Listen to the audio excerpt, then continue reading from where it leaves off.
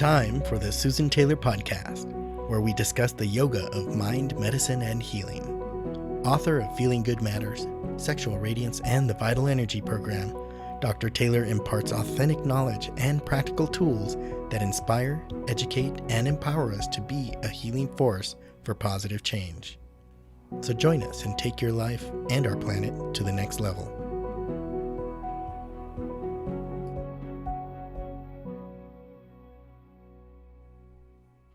Hello and welcome to episode 116, Get Energetic, 8 Diet Strategies. Food quality often gets overlooked when we are more concerned with our protein, calories, fats, vitamins, and minerals, all what I call the macro and micronutrients. But in today's episode, I'd like to discuss why the quality of food is important. I'd like to also discuss nutritional energetics as well as strategies to become or be energetic with food. Energy is found on all levels, we know, physical, emotional, and psychological, through the foods that we eat, how we breathe, the breath that we exchange, and our thought processes. The vibrations that pulse through our body and mind from the food that we eat, as well as from our thoughts, the thoughts that we feed our mind, have an influence on the nourishment and health of our brain. Most people think that as long as they get enough protein that many things are good. What people seldom realize is that the quality of protein does indeed matter. And the same applies with carbohydrates and fats and anything else that we ingest. Our outward energy, but more important, our subtle energy, depends on that quality of food that we ingest. And not necessarily, it just goes beyond the macro and micronutrient content. Keep in mind, high quality food, fresh, pesticide-free, hormone-free, grown in nutrient-dense soil, contains macro and micronutrients automatically needed by our body and our mind complex. Nature's intelligence takes care of things when it's not adulterated by, the human hand. And when I say adulterated, I just did, an experiment with myself, and I think I might have even mentioned it in the last episode, or perhaps on our commentaries, where I did an experiment and I got flour from Italy as well as France, and I made products with it, and I ingested them and had no effect. Because of the glyphosate that we have in our soils, that's a pesticide. I would say, it's a pesticide. It's also an herbicide, I should say, not really a pesticide. But it kills, and it's designed to kill. So what it does is it kills all the natural bacteria and destroys the soil's the components of the soil, as well as destroying the intelligence of the plant itself. So when we ingest that, that's why people say they're gluten intolerant. I'm not quite sure it's the gluten. I'm quite sure that it's the glyphosate that's laced within the actual physiology and biochemistry of the plant itself, as well as the soil. So it's a little bit of a tangent, but it's a big surprise. Everybody always had said to me, why do I go to Europe and I can eat anything that I want and I don't have that same effect as when I come here? Because American wheat has been adulterated not only with pesticides but herbicides, as well as any other thing that you could probably imagine. So I don't want to start a whole thing on this, but it's something to keep in mind, that the quality of food, even though it has more protein, more this, more that, and the vitamins and minerals, it's fortified, the quality is extremely poor.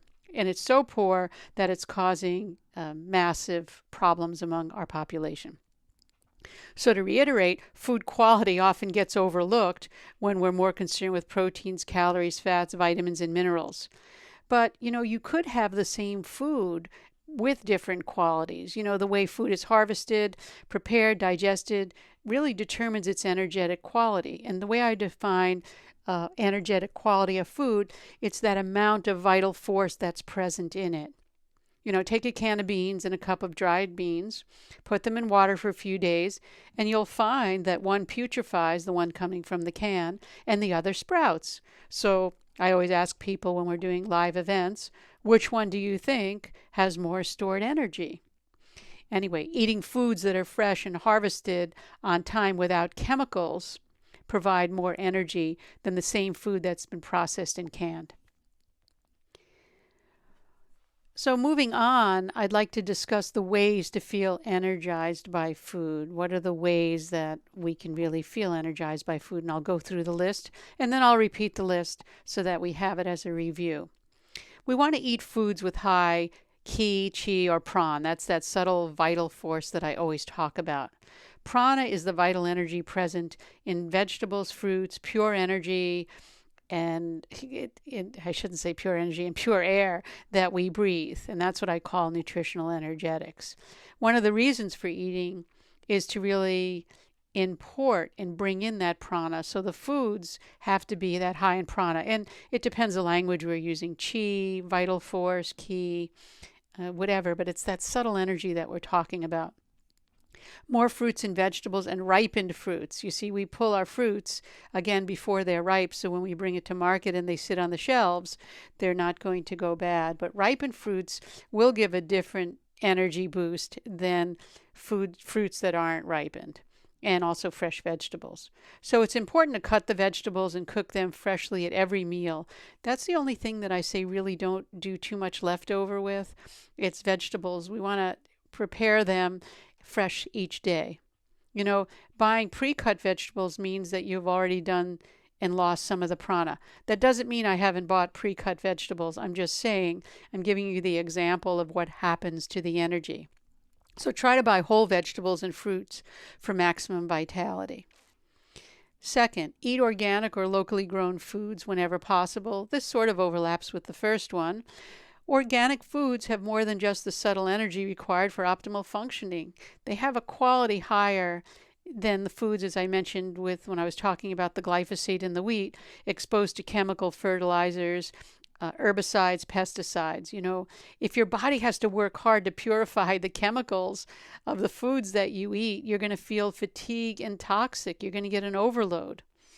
We're getting into that movement now where locally grown foods are more available and they're higher in their energy quotient because they don't have to be shipped or stored and can be bought tree ripened, for example. That's where there's this movement happening where people are buying local. Also, planting. I just built a few beds last year for planting foods with making the soil have a rich microbiome, and I've been treating it for years now, and it's got to the point where the vegetables taste different because I'm able to build that microbiome up and also with the minerals that are needed. So keep in mind that locally grown herbs, fruits, vegetables, and even dairy products will have a more powerful and energizing biological impact. You know, herbs and plants that are grown in the desert are more helpful for people who live in the desert in that kind of climate. And the principle applies to being in the Northeast or in the Southeast, wherever. Locally, those foods actually support our own microbiome. But that principle doesn't apply to necessarily grains or beans, which are grown in different regions. Because if you can't get, locally grown, for example, things, then you have to rely on outsourcing. And we're very privileged to be able to do that. So it's better to eat imported produce if you can't get it locally. The point here that if you have a choice, buy or grow local produce for more vitality and more energy. The third, we want to take the food, again, with high life force and high intelligence, and that's what we call nutritional energetics. So when it's possible, choose, as I've mentioned, again, there's overlap here, fresh foods. Food, you don't want to really take food that's old, that's on sale in the supermarket because you're going to save $1 because it's a few days old. If it's vegetables, I wouldn't do that. And anything that's heavily processed.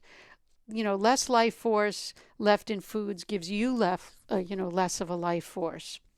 So keep in mind, frozen is not as bad or as depleted as canned, packaged, processed, bottled, fermented, or even leftover foods, because they do provide, everything provides less nourishment for the body. So here I'm not saying things are bad. I'm just saying we're talking about how can we get more energy. And we get it through our foods and our breath, but we're talking about food here. So food with the qualities that are more difficult to digest, with the pesticides, herbicides, not so alive, right? They're going to be more difficult to digest and create metabolic waste and buildup of toxins, which clog our body's channels and create fatigue. So choose food that's fresh, whole, unadulterated by chemicals and harmful processing methods. And if you don't know what they are, just write in or call, and I'd be more than happy to discuss food with you. Fourth, eat a variety of foods. And this, I could say personally, a little bit guilty of this. I don't eat so much variety because I find it very difficult to have variety when I want to have a clean diet. But try to rotate your selection so that you're always getting a wide variety of grains, fruits, vegetables, proteins, and other flavors. When you eat all of the 6 flavors, sweet, sour, salty, bitter, pungent, and astringent in every meal. If you're studying Chinese medicine, they're going to eliminate the astringent. So, but having all those flavors, you get more satiety because the balance of taste creates metabolic balance for you. So if you find yourself getting bored with food and you're craving unhealthy foods, you're probably not getting all the taste that you need. And if you go to a Japanese restaurant, for example, or a real ethnic restaurant, or I eat out once a week maybe in an Indian restaurant, and when they use all the flavors, when I'm done, I'm really full.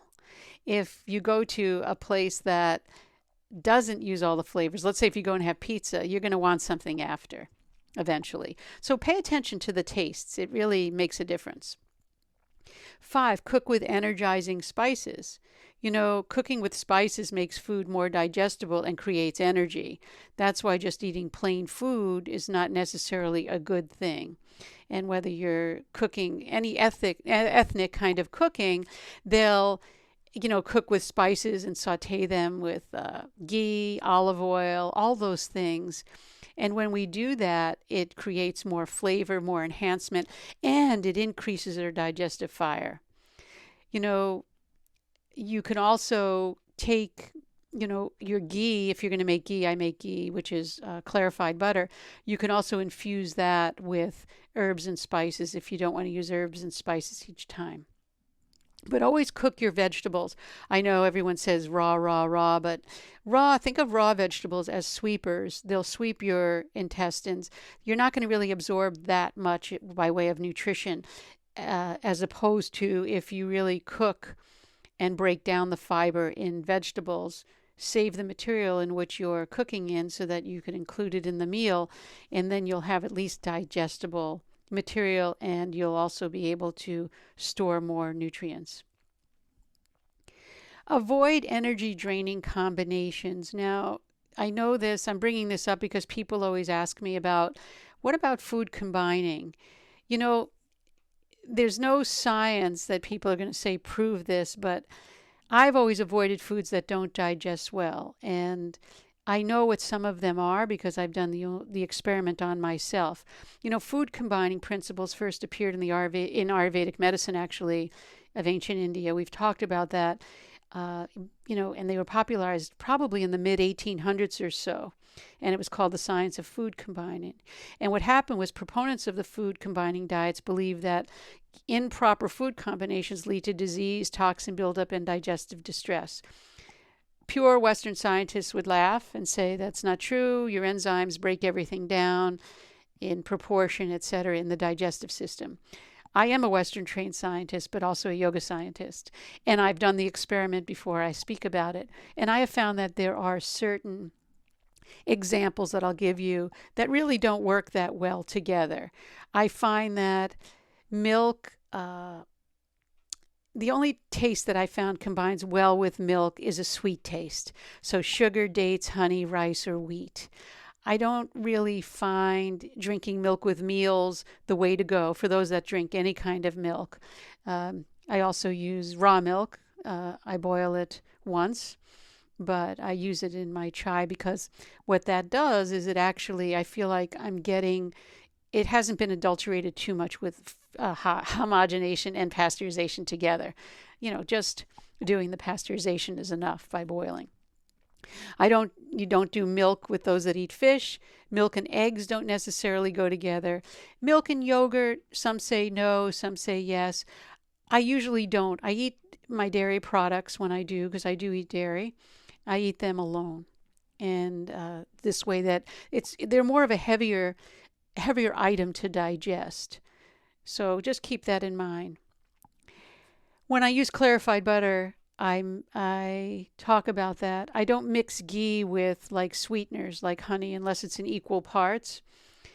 And I like to drink water that hasn't been that hasn't been really in a bottle for a long time. Now, when I go places and travel, of course I do, but at home, it's much better to filter water than to use bottled water in many cases, depending on where you live.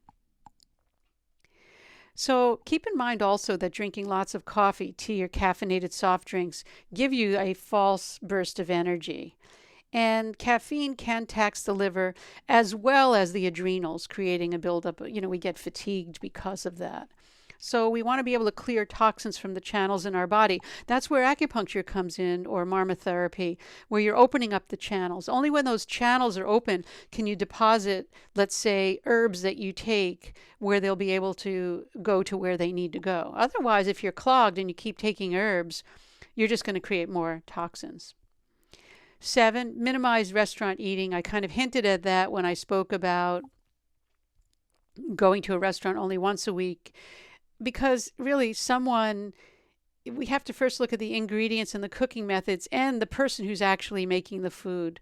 I don't want to sound too fundamental here, but you really don't want someone who's very angry or not at peace. It's rare to find, but usually people that are cooking in restaurants are pretty, depending on what restaurant, but upbeat, happy, they're enjoying what they're doing. So just pay attention to that. Make sure they're using healthy oils. And, if you're traveling or eating out, take some digestive bitters with you. It does help improve digestive power. I always have a bottle with me, and it really helps.